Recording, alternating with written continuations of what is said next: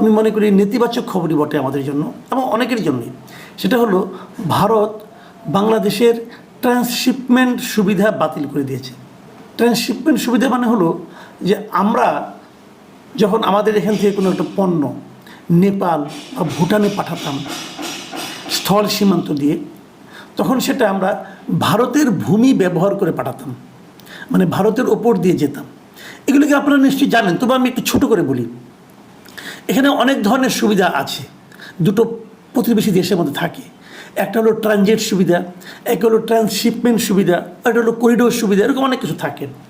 Transit সুবিধাটা হলো, ধরা যাক আমি আমার দেশ থেকে আমি নেপালে কিছু পাঠাবো, পণ্য রপ্তানি করব, তাহলে আমার ট্রাক, আমার পণ্যবাহী যে যানবাহনটা, সেটা ভারতের সীমান্ত দিয়ে চালিয়ে আমি ওপারে নেপালে যেটা পৌঁছে দেবো। এটা হলো ট্রানজিট সুবিধা। আর ট্রান্সশিপমেন্ট সুবিধা হলো যে আমার পণ্যটা আমার সীমান্ত পর্যন্ত যাবে, এখান থেকে ভারতের যে ভূখণ্ডটুকু আমি পার হবো, সেটা আমি ভারতের কোনো পরিবহন দিয়ে পার হবো, মানে ভারতের একটা ট্রাক সীমান্তে এসে আমার ট্রাক থেকে মালামালগুলো ভারতীয় ট্রাকে উঠাবো, উঠিয়ে ভারতের ট্রাক সেটা নেপাল পর্যন্ত পৌঁছে দেবে। তার মানে যার ভূমি তার যানবাহন, মাথায় রাখবেন, যার ভূমি তার যানবাহন। যখন আমি ভারতের উপর দিয়ে যাবো, তখন ভারতের যানবাহন, ভারতের ট্রাক আমার পণ্যটা, বাংলাদেশের পণ্যটা নিয়ে নেপালে যাবে। এটা হলো ট্রান্সশিপমেন্ট। এই কাজটা আমরা নেপাল এবং ভুটানের সঙ্গে করতাম এতদিন, এই বুড়িমারি বর্ডার অথবা ওই সমস্ত বর্ডার দিয়ে আমাদের এগুলি যেত। কিন্তু তো এই সুবিধাটা ভারত মানে গতকালকে থেকে বাতিল করে দিয়েছে। এবং ভারত কেন বাতিল করেছে এটা তাদের ব্যাপার। তারা বলেছে যে মঙ্গলবার ভারতের central board of indirect taxes and customs এই সুবিধা বাতিল করে দেয়। এবং এটা নিয়ে আমাদের সুবিধাটা আমরা পেতাম 2020 সালের 29শে জুন এর সংক্রান্ত একটা আদেশ ছিল, তারা সেই আদেশটাও বাতিল করে দিয়েছে। এবং তারা আরও বলেছে এরই মধ্যে আমাদের পণ্য নিয়ে ভারতের মাটিতে যে ট্রাকগুলো আছে অথবা যে যানবাহনগুলো আছে সেগুলোকে দ্রুত চলে যেতে হবে। এই হলো ঘটনা। এখন এতে কিন্তু আমাদের ব্যবসা বাণিজ্যের উপর একটু হলেও প্রভাব পড়বে। কেমন, আমি একটা এক্সাম্পল দিয়ে বলি। দেখেন, আমরাও কিন্তু ভারতকে ট্রান্সশিপমেন্ট সুবিধা দিয়ে থাকি, আমরাও দিয়ে থাকি। হ্যাঁ, ভারত পণ্য, ধরেন আমাদের একটা উদাহরণ দিয়ে বলি, ভারত পণ্য নিয়ে এসে আমাদের মংলা পোর্ট অথবা চিটাগাং পোর্টে নিয়ে এসে নামানোর পর আমাদের গাড়ি দিয়ে সেটা ভারতের পূর্বাঞ্চলে যায়, যে ওখানে আবার ওদের মানে ওরা এখান থেকে মালগুলি নামিয়ে নেয়। ওরা কিন্তু ট্রান্সশিপমেন্ট সুবিধা আমাদের কাছ থেকে পায়। এখন ওরা আমাদেরটা বাতিল করে দিয়েছে। প্রথমত কথা হলো, এটা বাতিল করতে পারে কি না? হ্যাঁ পারে, ইচ্ছা করলে পারে, বাট সেটা অনৈতিক হয়, কিন্তু তারা পারে।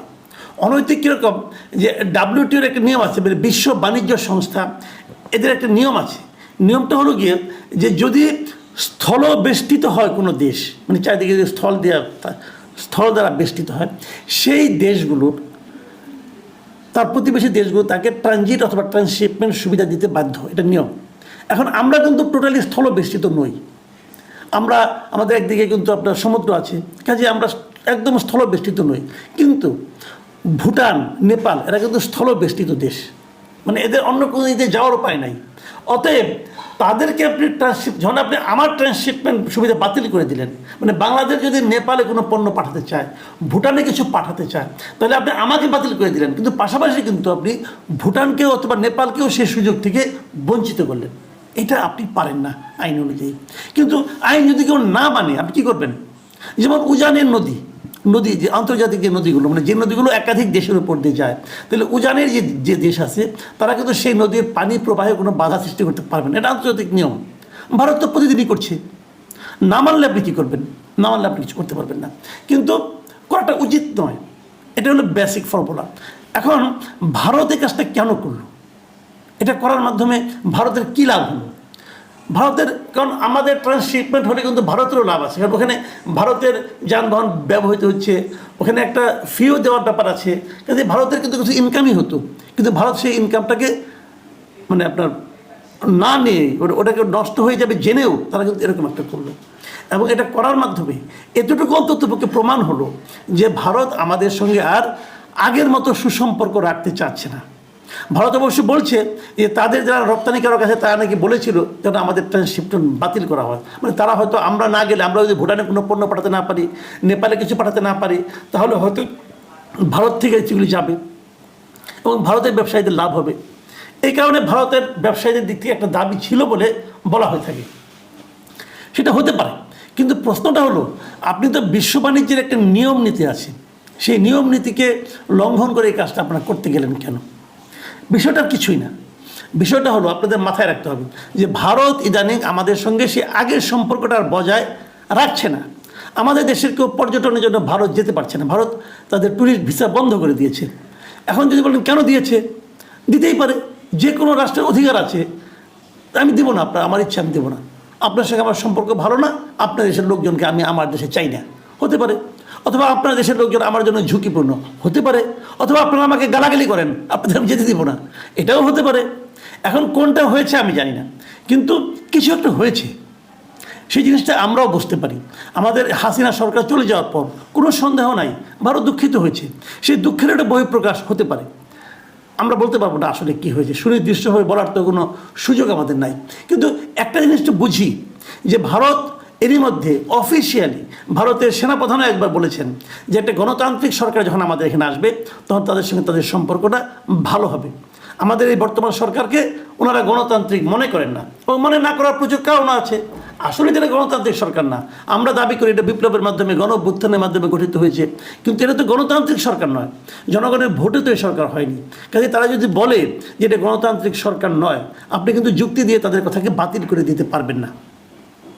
বিপরীত দিকে আরেকটা জিনিস, ভারত ধরেন আমরা দেখেছি যে আমাদের সঙ্গে দীর্ঘদিন দ্বিপাক্ষিক কোনো মিটিংয়ে তারা বসেন, বিশেষ করে আমাদের সরকার প্রধান পর্যায়ে।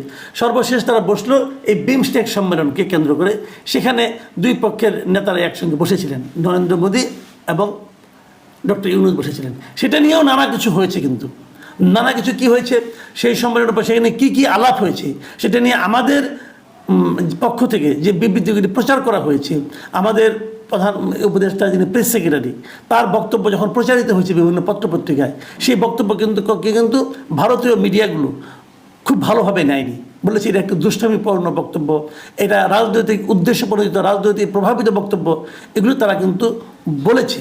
এবং আমাদের দিক থেকে এই বৈঠকটা হওয়ার পর আমাদের মিডিয়াগুলো খুব উল্লাস করেছে কিন্তু, যে আমরা জিতে গেছি, ভারতকে বাধ্য করতে পেরেছি, এগুলো অনেক কথা কিন্তু আমাদের এন্ড থেকে বলা হয়েছে। এবং সেই বলাটাও ভারত যদি স্বাভাবিকভাবে না নেয়, এবং তারা যে স্বাভাবিকভাবে নেয় নাই তার প্রমাণ দেওয়ার জন্য যদি তারা এই কাজটা করে থাকে, তাহলে সেটাকেও কিন্তু আপনি একেবারে উড়িয়ে দিতে পারবেন না। মোদ্দা কথা হচ্ছে ভারত বাংলাদেশের সেই সুসম্পর্কের কোনো প্রমাণ ভারতের এই সর্বশেষ গৃহীত পদক্ষেপের দ্বারা প্রতিফলিত হচ্ছে না। আমরা এই ধরনের সামনে আরও কিছু হবে কিনা আমি জানি না। এই সরকার এটা কীভাবে এটাকে মোকাবেলা করবে সেটাও আমি জানি না। আমাদের জন্য ব্যবসায়িকভাবে একটা ধাক্কা বটে। এখন কি আপনি কি তাহলে আমরাও কি তাদের সব কিছু সুযোগ সুবিধা ট্রানজিট অথবা ট্রান্সশিপমেন্ট সব কি বন্ধ করে দেবো? দিলে কি এই জেদাজেদির ফল কি আমাদের জন্য ভালো হবে, নাকি ওইটা পাল্টা চাপ দেওয়ার জন্য? আমাদের দিক থেকে কোনো চাপ যতটুকু দেওয়া সম্ভব দেওয়া উচিত হবে, সেটাও আমাদের যারা নীতি নির্ধারক আছেন তারা বুঝবেন। কিন্তু আমি অন্ততপক্ষে এতটুকু বুঝতে পারি যে এই ঘটনাগুলো আমাদের দেশের বাণিজ্যের জন্য, আন্তর্জাতিক বাণিজ্যের জন্য কোনো ভালো পদক্ষেপ নয়। আমরা কিছুটা হলেও চাপে পড়ব। এমনি ট্রাম্পের এক চাপ আছে, তারপরে যদি এই চাপও আসে, আমি জানি না আমাদের ক্যারিজমেটিক গভর্নমেন্ট সেটাকে কীভাবে মোকাবেলা করবেন, কিন্তু সামনের দিনগুলিকে খুব স্মুথ মনে হচ্ছে না। প্রিয় দর্শক, এই বিষয়গুলো আপনারাও একটু খেয়াল করুন, একটু পড়াশোনা করুন এবং দেখুন যে আসলে আমাদের এখান থেকে বের হওয়ার উপায়টা কী। সবাই ভালো থাকবেন। এখন এই পর্যন্তই। আল্লাহ হাফিজ। দর্শক, সম্পূর্ণ ভিডিওটি দেখলেন, আশা করি বিষয়টি বুঝতে পেরেছেন। এই নিয়ে আপনার গুরুত্বপূর্ণ মন্তব্যটি অবশ্যই কমেন্ট বক্সে জানিয়ে দিবেন। ধন্যবাদ।